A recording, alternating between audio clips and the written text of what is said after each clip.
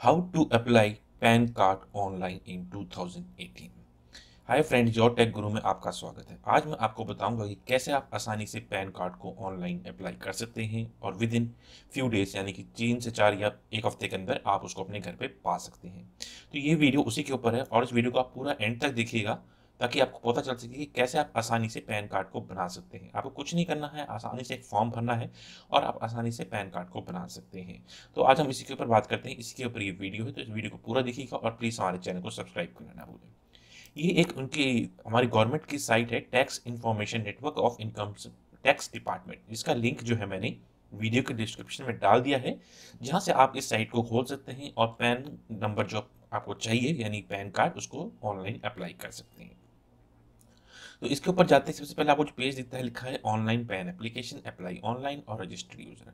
हम apply online के ऊपर क्लिक करते हैं और अप्लाई एक फॉर्म आपके सामने आता है जिससे आप अपने पैन कार्ड को अप्लाई कर सकते हैं ताकि आपको नया पैन कार्ड आपके घर पे मिल सके। तो ये पूछता है एप्लीकेशन टाइप कैसा है, please select new pan card citizen या new pan for foreign citizen. तो आप क्या है, न्यू पैन, इंडियन सिटीजन है आप, तो इंडियन सिटीजन पे क्लिक करेंगे।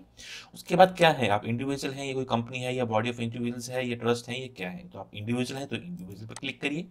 अपना टाइटल नेम उस पर जो भी सर्च करना है अपने करिए, जैसे श्री है तो श्री, श्रीमती है तो कुमारी, लड़की है कुमारी लगाएंगी, लड़के या आदमी जो है श्री लगाएंगे। श्रीमती जो लेडीज मैरिड है उनके लिए, कुमारी जो लेडीज अनमैरिड है उनके लिए श्री, चाहे वो मैरिड मैन है या अनमैरिड है उसके लिए श्री लगेगा।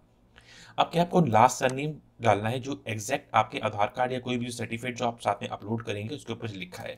सपोज कीजिए कि आपका नाम शर्मा है, सरनेम शर्मा है और फर्स्ट नेम जो है आपका मुकेश है। अगर आपका कोई मिडिल नेम है जैसे मुकेश सिंह शर्मा या मुकेश कुमार शर्मा, तो आप मिडिल नेम भी यहाँ पे लिख देंगे। उसके बाद आपको अपनी डेट ऑफ बर्थ डालनी है जो आपके सर्टिफिकेट के ऊपर है। सपोज कीजिए कि आप 1988 के पैदा हुए हैं या 1984 के पैदा हुए हैं, हम 1988 कर देते हैं आप एग्जाम्पल के तौर पे, जुलाई कर देते हैं और डेट को हम फर्स्ट कर देते हैं। अब ईमेल आईडी आपको देना जरूरी है ताकि आप वेरीफाई कर सकें। हम अपना ईमेल आईडी डालते हैं।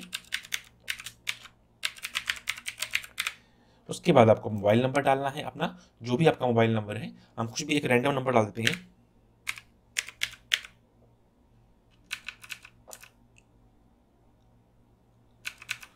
आप कुछ भी नंबर डालूंगा, आप अपना नंबर ओरिजिनल डालिएगा क्योंकि मैं रैंडम नंबर डाल रहा हूँ, क्योंकि मैं अप्लाई नहीं करूंगा क्योंकि मैं ऑलरेडी बना चुका हूँ अपना इससे और मेरे घर में वो विद इन वीक आ गया था पैन कार्ड। तो मैं आपको सिखा रहा हूँ बस 7। अब ये कैप्चा है इसको आपको भरना है एज इट इज जो इसमें लिखा हुआ है, हम इसको भरेंगे और सबमिट कर देंगे। सबमिट करने के बाद क्या पूछता है कि we thank you for using PAN application service for NSD government, your request जो रजिस्टर्ड है वो कर ली गई है और टोकन नंबर ये है, क्योंकि अगर आपको कस्टमर केयर में फोन करना होगा तो आपको ये टोकन नंबर उनको बताना पड़ेगा। तो इस टोकन नंबर को आप कहीं लिख लें और साथ ही साथ एक जो ईमेल आईडी हमने यूज किया था उसके ऊपर भी आपको ये टोकन नंबर मिलेगा, ताकि आपको लगता है कि पैन कार्ड आपके घर नहीं पहुंचा है या कोई डिले हो गया है तो आप कस्टमर सर्विस में फोन करके इस पैन कार्ड की पूरी जानकारी पा सकते हैं कि कब आप तक पहुंचेगा। तो आपको करना क्या है, नीचे लिखा है continue with pan application form. अब आपके सामने एक नया पेज खुलता है। नए पेज से पूछेगा submit digitally through e KYC by e sign paperless. यानी पेपरलेस इसके लिए क्या होगा कि आपको आधार कार्ड अपना मेंशन करना पड़ेगा या फिर आपके पास कोई और सर्टिफिकेट है जैसे कि कोई भी गवर्नमेंट का सर्टिफिकेट है कुछ भी है तो आप उससे कर सकते हैं। तो हम जो है सबमिट डिजिटली करेंगे क्योंकि हमारे पास आधार कार्ड नंबर है, ठीक है। और आपको क्या करना है, अपने आधार कार्ड का नंबर जो भी आपका यहाँ पे है आधार कार्ड का नंबर आप डाल दीजिए, क्योंकि आधार कार्ड में क्या होगा जो ये जो वेरिफिकेशन है आपके आधार कार्ड से हो जाएगी कि जो आपकी डेट ऑफ बर्थ वगैरह जो आपने लिखी है वो सही है। अपना नेम जो भी आधार कार्ड के ऊपर था आपने वो यहाँ पे लिख देना है, क्योंकि आधार कार्ड जैसे हमने लिखा था मुकेश कुमार शर्मा तो आपने पूरा लिखना है। उसके बाद अपना पूरा एड्रेस जो हफ्ता यदि आप देख पा रहे हैं कि आपको जो भी एडिट करना है आप कर सकते हैं। आपने जो कुछ लिखा था वो यहाँ पे है तो यही नाम होगा मुकेश कुमार शर्मा जो आपके आधार कार्ड के ऊपर। हाँ, अगर आधार कार्ड पे आपका नाम कुछ और है तो आपको वही नाम यहाँ पे लिखना है, नहीं तो आपका जो पैन कार्ड है वो नहीं बन पाएगा और उसमें एरर आ जाएगा। अब क्या है, आपको जेंडर सेलेक्ट करना है, मेल है कि फीमेल है, मेल कर लीजिए। कोई रजिस्ट्रेशन नंबर कुछ और आप चेंज करना चाहते हैं तो कर सकते हैं। आप किसी और नाम से जाने जाते हैं तो हाँ तो यस कर दीजिए, अगर नहीं तो नो कर दीजिए, मैं नो कर दूंगा। Details of parents applicable only for individual application. आपको अपने यहाँ फादर का नाम लिखना है। सपोज करिए आपके फादर का नाम है, सरनेम शर्मा ही होगा, फर्स्ट नेम जो भी है उनका कुछ भी लिख दीजिए। जैसे आपके फादर का नाम कुछ जैसे मुकेश कुमार शर्मा हमें नॉर्मल कैंडिडेट जो लिखा था वो है, अब हम इनके फादर का नाम दिनेश रख देते हैं, जैसे दिनेश है बस। मदर्स नेम ऑप्शनल है, आप रखना चाहें तो डाल सकते हैं उसके अंदर, नहीं तो नहीं। नेक्स्ट कर दीजिए।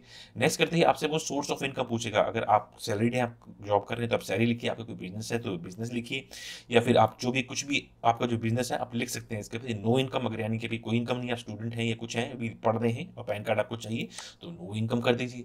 एड्रेस ऑफ कम्युनिकेशन, जो आपने एड्रेस लिखा था रेजिडेंस है तो रेजिडेंस है, अगर ऑफिस है तो ऑफिस कर दीजिए, आपको रेजिडेंस पे चाहिए तो रेजिडेंस पे।